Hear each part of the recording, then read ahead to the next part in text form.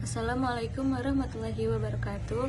Perkenalkan, nama saya Kalisa Maliha Ajija dengan NIM 241420154 dari Perbankan Syariah 3E. Di sini saya akan menjelaskan tentang PowerPoint yang dimana di acara kemarin saya mengambil intisari dari PPT tersebut.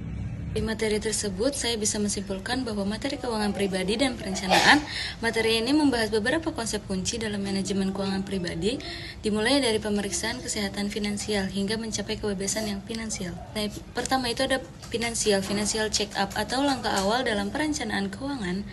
Memeriksa kondisi finansial yang saat ini, meliputi salah satunya itu ada hutang atau debit, nilai kekayaan bersih atau disebut juga net worth, atau juga alur kas atau alur dana disebut juga cash flow, dan dana darurat itu disebutnya emergency fund, dan asuransi itu disebutkannya dengan insurance. Dan investasi ini ada investment.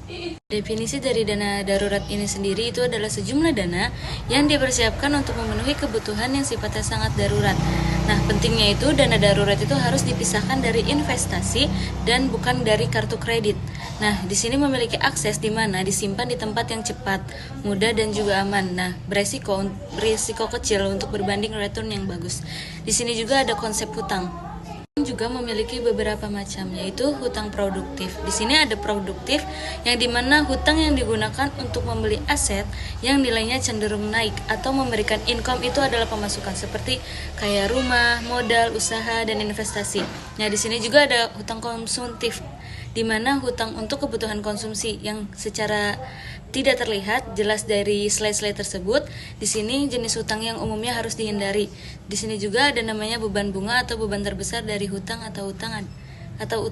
Beban bunga ini tersendiri memiliki beban yang dimana semakin besar kita berhutang dan semakin lama semakin besar juga bunganya yang harus kita bayarkan.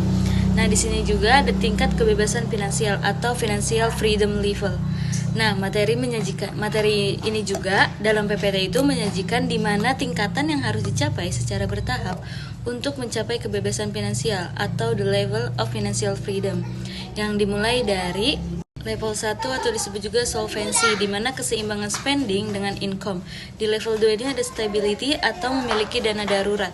Di ketiga ini memiliki debt freedom atau juga bebas hutang dan siap memulai investasi.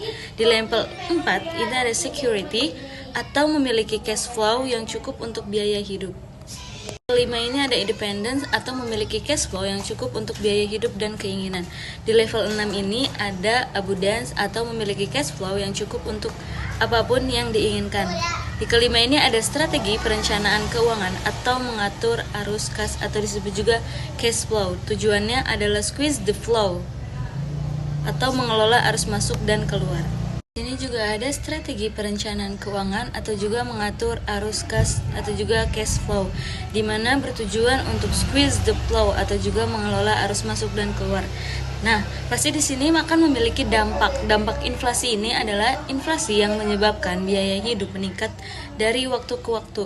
Contohnya dari slide tersebut menunjukkan dampak inflasi dari 2025 ke 2025 perlu perhitungan yang cermat untuk masa depan. Contoh misalnya estimasi biaya hidup 5 juta rupiah per bulan pada 2025 bisa menjadi 85 juta rupiah per bulan dalam 25 tahun jika inflasi itu 12%. Nah, pasti setiap keuangan ini memiliki set goals atau juga tujuan keuangan, di mana setiap perencanaan harus memiliki tujuan yang jelas dengan mencakup tujuan atau yang disebut juga apa yang kita inginkan. Jangka waktu yang dimana ada pendek, menengah dan juga panjang.